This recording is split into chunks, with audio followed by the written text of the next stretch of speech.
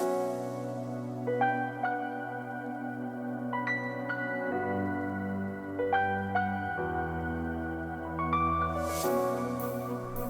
friends, JJ and Jay here, bringing you another Dota 2 video on behalf of Dota Alchemy. And in this video, I'm going to be talking about how to win any lane, and that is by cheesing. And what I mean by that, you will understand by the end of this video. You probably already do kind of have an idea of what I mean by this, but let me elaborate here. So when Donnie and I do replay review, we seem to encounter the same problems over and over again, which makes sense because we're all playing the same game, so we're going to have the same problems. But one of the more common problems is people trying to play an unwinnable lane. Usually under the veil that they should be able to outskill their opponent in a slightly unfavorable or even in a very unfavorable matchup. I think this is a very game-losing mentality with how easy it is currently to just go even in lanes right now. I eventually had this realization that there are multiple ways to cheese every single lane, and to know how to execute all of these concepts is incredibly game-winning, especially because just about everybody's doing it in pro matches, even if they're in a slightly unfavored matchup, simply because it's far less risky to cheese a lane, and you typically end up with more farm than if you were to just play the lane normally, even if you're slightly favored to win. So how do we cheese the lanes? First, we're going to talk about cheesing the mid lane by virtue of looking at CCNC playing Kunkka versus Chris Lux TA. So this is a TA favored matchup, and as a result, CCNC says, I'm not even going to bother laning here. So what do? The first step in cheesing the mid lane is to push it out, and this is why Kunkka is such a strong mid laner right now. It's because the Tidebringer costs no mana, and it very easily pushes out the entire wave. You can easily CS the entire wave between your Tidebringer and your Torrent, and then the enemy team, sure, they're going to free farm, but they're not going to deny every single creep. And then what you can do after that is, because this wave is going to take a long time to get to the mid lane, that gives you time to do something else. So what Kunkkas like to do, what Tinkers like to do, any hero that can clear jungle very quickly, is people will head over to the medium camp to clear this camp. You can also stack it on the minute mark, in particular if you feel like you can't clear the camp quick enough between the time it takes for this wave to get over here. Then you can just stack it, head back to the mid lane, and then eventually when you have the capability of clearing the camp, then you can take it. So we can see CCNC has stacked this, or his support has stacked this. Also, what you can do is you can push out the mid lane around the rune spawn, and then you can take the rune and go for a gank. And then by the time you've killed somebody and the mid lane creeps have hit equilibrium in the middle again, you're going to get back and you're not going to lose anything, and you're going to have a kill to boot, and you're going to help another lane. You can also, in particular, if you have a bottle, go and fight the bounty runes after pushing out the lane. That's going to secure you bounties, which is worth about a kill in the laning stage, which is very good. Secure maybe even 2 bounties, which is worth like 2 kills, and then you can fill a bottle as well. So basically, push out the lane, gank, push out the lane, jungle, stack, do something else, don't just sit in the lane. So the way to cheese the safe lane has been known for eons upon eons in Dota. It's the most common cheesy strat that's just become kind of second nature for everybody. But you just pull. That's essentially it. You can win any lane by pulling, and it's incredibly easy to pull now just because both camps can be pulled downward, and both camps on this side can be pulled up. So it's almost impossible to lose the safe lane. You can almost always go even because of this. And the reason for that is because we have an Ursa versus a Lifestealer. Lifestealer should get crushed. They made some nice plays, so Lifestealer's actually doing okay. But Ursa destroys this matchup. So what do? You pull over here because that's going to force the Ursa to run over and contest this. Otherwise, he's going to lose an entire wave of creeps. Or he has the choice that he can pressure the Lifestealer. So either of those choices is going to result in either this guy or this guy getting farmed. And Dota has changed in the past couple of years where it doesn't really matter who gets farmed in a lane as long as somebody is farming, even if it's a support, because then that hero can make space for the other one after the lanes, and the hero that needs the farm can catch up.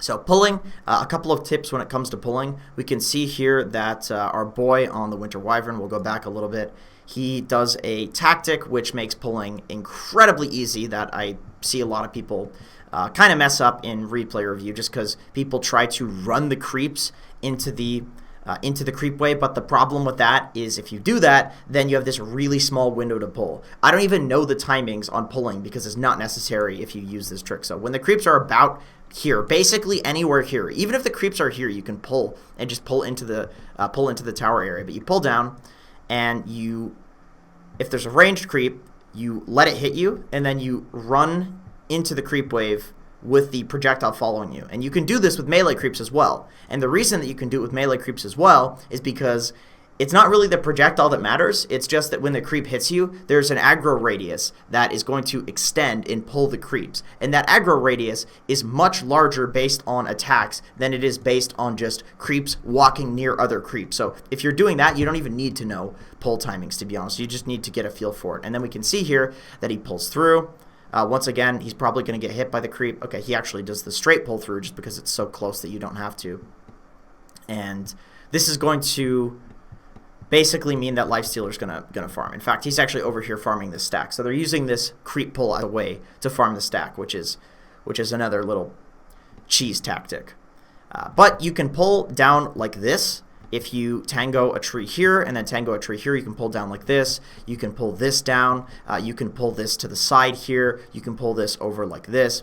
And all of these methods are going to be good ways of pulling the lane back and kind of cheesing. Although I would definitely recommend if you can pull downward towards your tower in the safe lane. That's almost always going to be the better option, because then somebody has to run all the way around here to contest you and get vision. And that's going to be dangerous for them.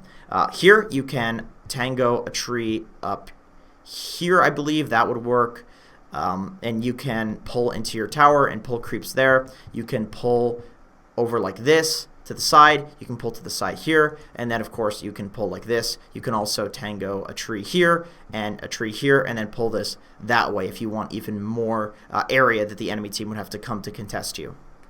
So cheesing the offlane is honestly bullshit, and will probably get nerfed because basically every offlaner does this that's strong. And the way that you cheese the offlane is you just run behind the tower, the enemy tower, and you cut the creep wave and you drag it to a camp. You can also drag the creep wave between your tier 1 and your tier 2, and what that's going to do is position the next creep wave right in front of your tower, as well as deny an entire wave of experience from your opponent.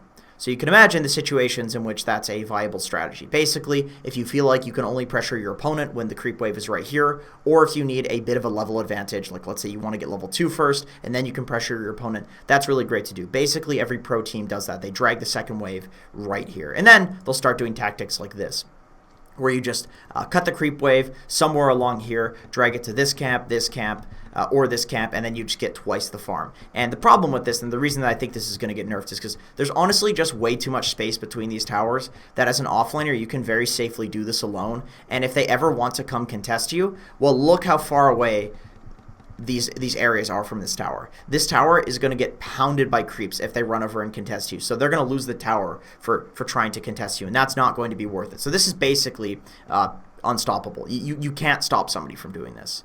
So you can see here how much farm you can get from just dragging to a creep camp. And you can do this over and over and over again. And this is why Darkseer is good. This is why Centaur is good. This is why Sand King is good. All of these heroes can just obliterate creeps and creep camps very quickly.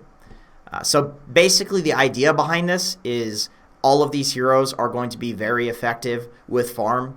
And if you're getting twice the amount of farm, why not just obliterate your opponent when you know that you have so much more farm than them that they can't do anything to you, then give them a chance when they actually are capable of doing something to you.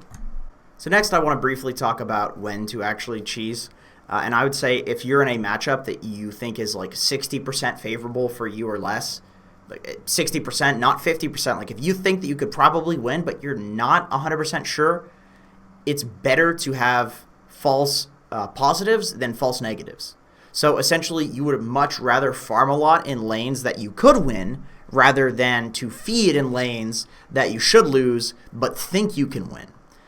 So basically, if you think that you would have to outskill your opponent to win the lane, just go cheese, man. Just go cheese. It's way easier to eventually just have an 80% favorable matchup, which is much better than 60%, because you're farming very well by cheesing, than to risk playing the lane normally, get outskilled, or mess something up, and then feed, and then all of a sudden you've lost the game because somebody's snowballing. To give you an example of a side lane that gets way stronger with a couple of levels and you would want to cheese, Shadow Shaman plus Ursa. Shadow Shaman, once he gets level 3, he has 2 points in the stun. The damage scales very nicely at the level 2 points in it. It's way better. The duration, of course, increases linearly. And then having the Ether Shock, it's a nice burst. Ursa, kind of useless at level 1. He hits people, but not very fast. What's the point of having this big damaging bear if he's not attacking fast? Once he gets level 2, much stronger. Once he gets level 3, the Fury Swipe's damage doubles. So those heroes have an incredible power spike at level 3. So what is the point in risking losing the lane before that point, when most heroes can't even lane them once they're both level 3?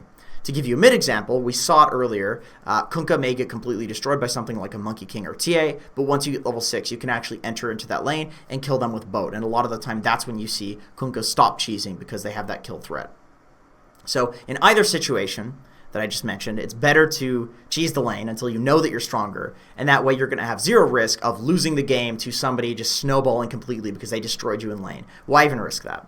Cheesing currently is honestly way too good.